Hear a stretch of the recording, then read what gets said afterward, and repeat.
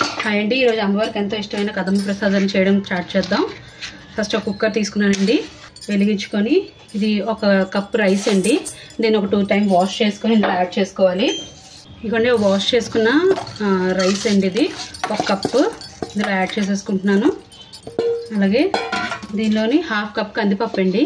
ఈ కందిపప్పుని కూడా 2 times wash చేసుకొని మనం కుక్కర్లో యాడ్ చేసేసుకున్నాం. ఇదిగోండి కందిపప్పు, పప్పు బియ్యాన్ని 2 యాడ్ చేసేసుకున్నాం కదా. ఇప్పుడు దీనికి తగిన వాటర్ వేసుకుందాం. అన్నానికి 2 cups ప్లస్ కందిపప్పు ఒక 2 cups, మొత్తం 4 cups వాటర్ని యాడ్ చేసుకుంటాం. ఇవ్వండి ఇప్పుడు 4 cups వాటర్ ఇందులో వేసుకుంటున్నాను. దీనికి ఒక 4 విజిల్ తెచ్చుకోవాలండి. మనం 4 విజిల్ అయ్యేంత వరకు ఇది కుక్కర్లో అలా వదిలేస్తాం. దాని తర్వాత ప్రెషర్ మొత్తం రిలీజ్ అయిన తర్వాతే చేసుకుందాం. ఇప్పుడు మనం అన్నం ఉడికే లోపల ఒక నిమ్మకాయ సైజ్ అంతా చింతపండుని మనం నానబెట్టుకుందాం. ఇది నానబెట్టుకుని తర్వాత దీనిలో చింతపండు పులుపు తీసి ఉంచుకోవాలి.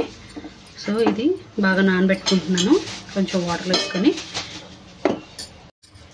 ఈ కదంబంలోకి కాయగూరలని కట్ చేసుకుందామండి. ఫస్ట్ వంకాయలు, చిక్కుడుకాయలు, చీమదుంపలు, గుమ్మడికాయ ముక్క, ఎర్రదుంప, అరటికాయ, ఇంకా చిన్న ఆనపకాయ ముక్క వేసుకుంటున్నాను. మీరు ఇంట్లో ఏ ఐటమ్స్ అయితే అవైలబుల్ ఉంటాయి ఆ వెజిటేబుల్స్ అన్నీ ఇందులో యాడ్ చేసుకోవచ్చు. ఇప్పుడు నేను ఈ కాయగూరలన్నీ కట్ చేసుకున్నానండి కదంబం కోసం. ఇప్పుడు పెద్ద గిన్నె తీసుకుంటున్నాను. దీనిలోని మొత్తం ఇప్పుడు మనం చూసుకున్న గుమ్మడికాయ ముక్కలు, చీమదుంపలు, అరటికాయ, చిక్కుడుకాయ, ఆనపకాయ, వంకాయ ఇవన్నీ యాడ్ చేసుకుంటున్నాను. ఇవన్నీ వేసుకొని వీటితో పాటుగా కొంచెం వాటర్ యాడ్ చేసుకొని ఇవన్నిటిని బాగా ఉడకబెట్టుకోవాలి.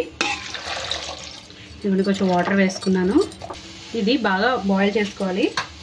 రైస్ ఆల్రెడీ 3 విజిల్స్ వచ్చింది. ఇంకొక విజిల్ వస్తే ఆఫ్ చేసేద్దాం.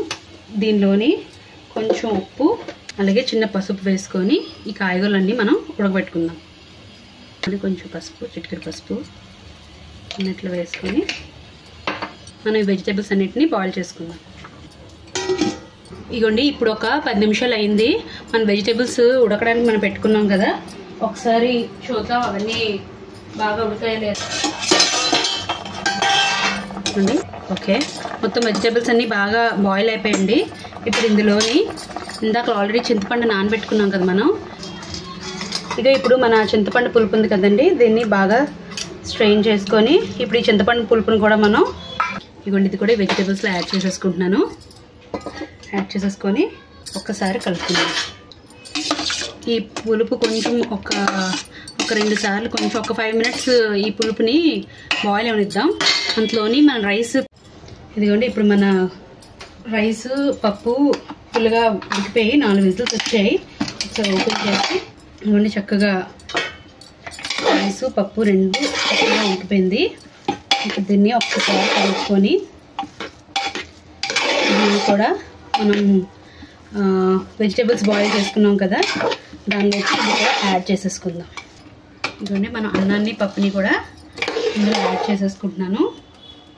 ఇదంతా కలిసి బాగా ఉడుకుతుంది. ఇదిగోండి ఇప్పుడు అన్నం, పప్పు, మన కాయగూరలు, చింతపండు పులుపు అన్నీ కలిపి బాగా ఉడుకుతుంది. ఇది మీడియం ఫ్లేమ్లో పెట్టుకున్నాను ఇప్పుడు నేను. ఇప్పుడు దీనిలోని మనం రైస్కి తగ్గ సాల్ట్ వేసుకోవాలి. మనం ఓన్లీ వెజిటేబుల్స్ సాల్ట్ వేసుకున్నాం కదా, ఇప్పుడు మనం ఉప్పు, పప్పు ఇంక దేనిలోని వేసుకోలేదు. సో మొత్తం మన కదంబానికి సరిపడా ఉప్పుని ఇందులో వేసుకొని ఫస్ట్ మిక్స్ చేసేసుకుంటున్నాను. ఇప్పుడు ఇందులో ఒక 4 పచ్చిమిర్చిని కూడా కట్ చేసి నేను యాడ్ చేసుకుంటున్నాను.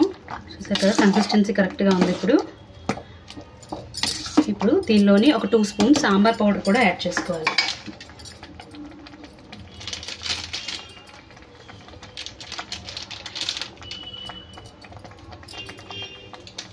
ఈ సాంబార్ పౌడర్ని కూడా యాడ్ చేసుకొని మొత్తం కదంబం మొత్తం మిక్స్ అయ్యేటట్టు చక్కగా కలుపుకోవాలండి. దీన్ని ఒక 2 minutes సిమ్లో ఉంచుకుందాం. సిమ్లో ఉంచుకొని దీనికి మళ్ళీ పోపు పెట్టుకోవాలండి, తాలింపు పెట్టుకోవాలి. ఇప్పుడు మన కదంబానికి బ్యాక్ స్టవ్ స్టిచ్ చేసుకున్నాను. ఇప్పుడు చిన్న కళాయి పెట్టుకుంటున్నాను. దీనిలోని కదంబానికి పోపు పెట్టుకోవాలి. కొంచెం ఆయిల్ యాడ్ చేసుకున్నాను. ఆయిల్ కొంచెం వేడవనిద్దాం. వేడైతే ఇందులో పోపులు, ఆవాలు, జీలకర్ర, మినపప్పు, ఇంకా కొంచెం శనగపప్పు అనేది వేసాను.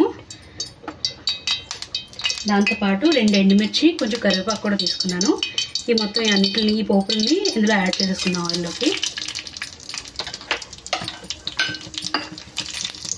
ఈ పోపు మొత్తానికి మన కదంబంలోకి యాడ్ చేసేసుకోవడమే.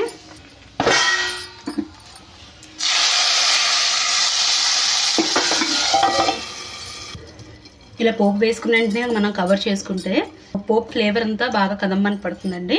ఒక్క నిమిషం ఆగి మొత్తం మనం పోపుని కలబెట్టుకుందాం.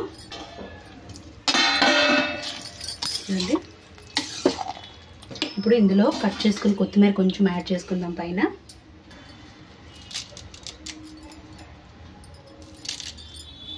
అంతేనండి, అమ్మవారికి ఎంతో ఇష్టమైన కదమ్మం రెడీ.